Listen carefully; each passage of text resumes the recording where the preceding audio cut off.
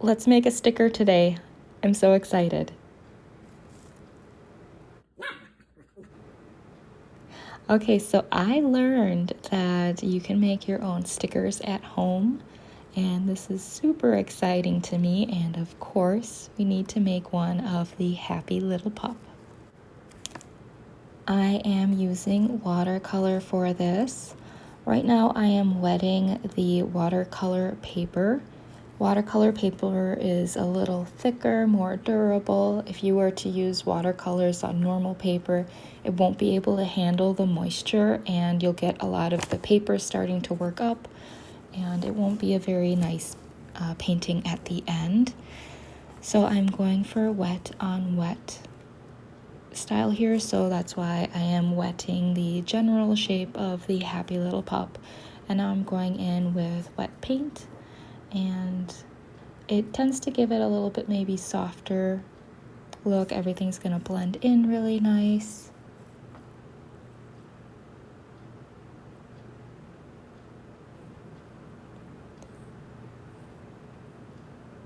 This certainly isn't my most detailed work. It was a fun thing. I was like, oh my goodness, yes, let's do that. And obviously I wanted to get to the end when it was a sticker and I could put it in my book.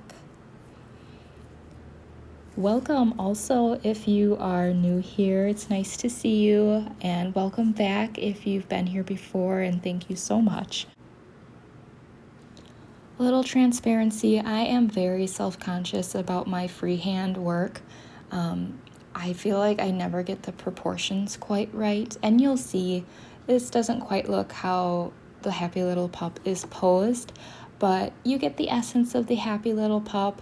I am still practicing art, so if you're discouraged like I am by my freehand art, the only way we're going to get better is by practicing. And you still get the essence that this is a little Blue Merle Aussie puppy.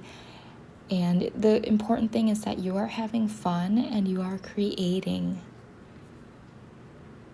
So another incredibly important thing to do is to make sure you completely dry your watercolors between your applications of the paint. You can use a hair dryer. That works really nice because it's also can be heated and it seems to help it dry quicker.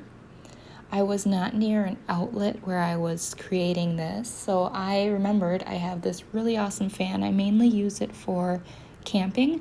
It lasts a long time. Let's see. So on the low setting, it lasts 65 hours. The medium setting is 25 hours and the high setting is 12. It also has a light. It has a battery that you can charge up that obviously makes it last that long, and you can charge your own like cell phone with it. So I was so happy when I found this fan. It also has a clip base as well as a hook, a hanger hook that you could put it on. And it has 3 settings for speed. The one I have before is the same color, but it has to be plugged into a power source, so that this one has its own battery was really appreciated. Anyway, I remembered I had this, and it was really cool that I didn't have to go find an outlet and move myself to use a hair dryer. It's also a lot quieter, so I appreciated that. I will link it down below. I've considered doing some affiliated marketing, so I'm going to look into that. If that's something you're interested in and you want to give me a little bump back by affiliated marketing, I would really appreciate it. And I've used this camping and I've really liked it. So I have used it I've had it for about a year. I haven't used it that often, of course, but it's been really nice.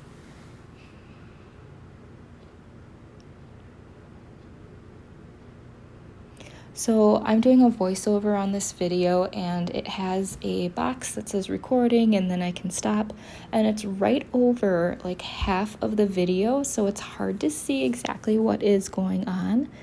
Maybe if no, it's the same thing. I tried rotating my phone. Okay, so here I'm just putting in, she's got some pink on her nose and on her tongue, and I thought maybe I should put that in now. And then we're just going to add some more details, a little bit more merling, things like that. Also, I did not buy a equipment that holds my phone up over what I am doing. There's a YouTuber, I'm sure there's several now, but she was wonderful. So grateful to her for sharing this. I saw it like years ago, but she just takes like a Life water bottle. She cuts a curved rectangle on the front of one side. So it's like 3/4. You don't cut completely through the bottle. And then that curve really helps your phone stay. And then because it's cut, you can bend the plastic bottle in, and I have mine filled with rocks, and that helps counterbalance the phone's weight. And that's what I've been working with, and I love hacks like that, DIYs. It just really makes you feel empowered and that you aren't spending your bank on all of these gadgets that you have to store. Keeping a little more plastic out of the landfill, because this has a lot longer life now with me as a recording equipment. So that's really cool. And I know that wasn't a great explanation. I am going to write a note to myself. So I talked about the fan for affiliate marketing, and then I talked about the plastic bottle phone holder.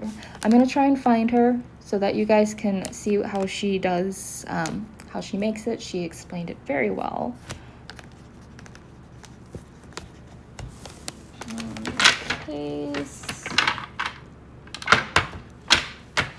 So my watercolor palette is just a palette. It's just one that you can buy and you fill with paints. I am using some Artist watercolor by Winsor & Newton. It is the squeeze style. It's not the little blocks. And I have several different watercolors together on my palette that I work with. And I'll see about linking those too if you're interested in watercolor. Watercolor is really fun. It's really forgiving. It just has a life of its own. I think it elevates whatever you're trying to create. And I would say give it a try. And if you have done it and you've taken a break, maybe this will inspire you to crack out the watercolor, add some water and paint. And so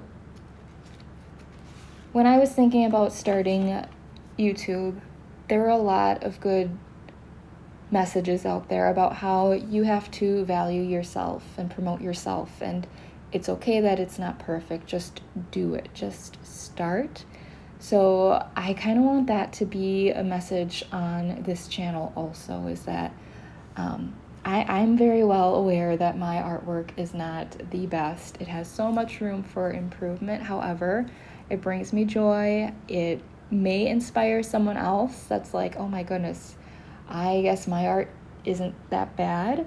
I think I do a lot better job than she does. So that could even motivate you to create. And that can also, down the road, if you're starting to beat yourself up again, you have to stop that voice. And then you can go back and think, that's right. I know I'm doing okay. And I also know that my art is better than other people can do. And it should not be about comparing yourself to others. It should be about doing the best that you can do. However, comparison, the thief of joy, it does like to sneak in. So if anything, use that to your advantage. Use it to motivate yourself. Okay, so here's some more motivation for you. You might have noticed I trimmed away a lot of what I had painted and drawn, because I came to realize how awkward and disproportionate this turned out. And now I'm just adding a little more color to help it pop. Watercolors do fade a fair amount, so you might have to go back in. Using less water makes them a lot more bright and have a lot more opacity. And then you can get a variety of lighter shades of color by just continually adding more and more water. Always good to have a test piece of paper around.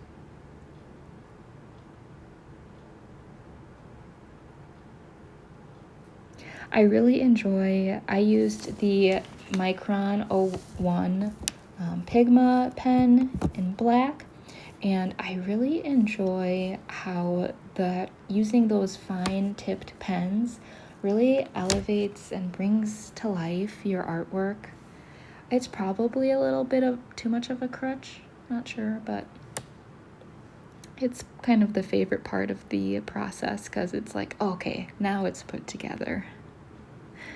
Okay, and again, that really important part of drying the layer of paint is done, and I'm trying to add more definition because when I went back in with the brush, it definitely diluted the pen marks that I had done before.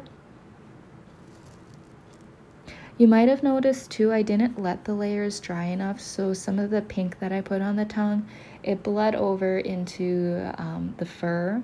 So then I go back and I try and clean that up a little bit. And I think I could definitely have salvaged this even more had I worked more on like shadows and highlights, because that really can help the eye understand what it's looking at.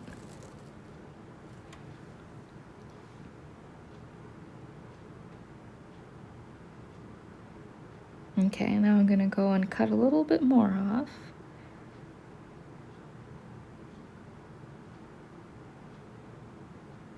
If you've enjoyed this, if you made it this far, if you could boop that like button like it's the Happy Little Pup's nose, that would be great. And if you haven't subscribed, if you could subscribe. So here I'm trying to show you a Happy Little Pup. There we go, further away worked better. I would definitely improve that one leg that looks so wide compared to the others. That's the biggest thing I want to change. Okay, so you're gonna need some tape. Here I'm just kind of showing you that you're gonna put the sticky side down. I do not recommend using this brown paper that a lot of packages are sent with. It's a little too sticky. You can't get the tape to peel off, even though it peeled off okay. So you're gonna get your little piece of backing, and then you're gonna put the tape over, put your artwork on top, and then the tape, another piece of tape on top of that, and then you're gonna cut it out. So my first mistake was using this brown paper. My second mistake was cutting way too close to the Happy Little Pup so that the tape didn't stick to each other, and you'll see in just a second suspense. What did it do? Oh, that's right. So I didn't know what I wanted to put this sticker in, so I went and I got this journal, and I went to the last page, and oh, look at that. My backing is not attached to my sticker, so let's try again. We're gonna use the same backing. That does not work because at that time I thought, oh, I just cut it way too close to the Happy Little Pup, because that's what wasn't sticking, was that top layer. So here we go again. We're gonna give it a nice big border so there's plenty of stick.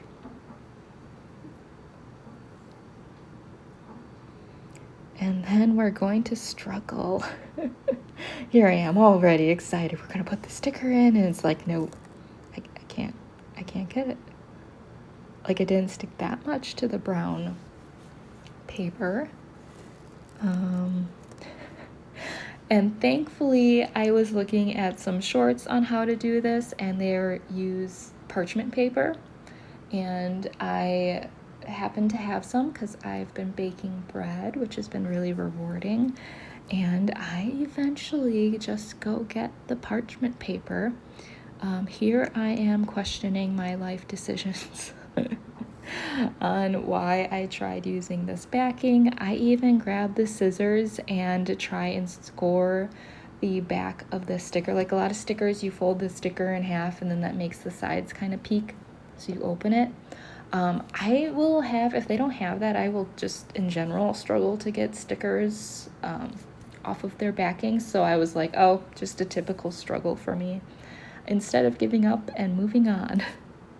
I try and be fairly real with you guys though about the process and that you don't figure it out the first time every time. So here is that parchment paper, beautiful parchment paper. It works so well.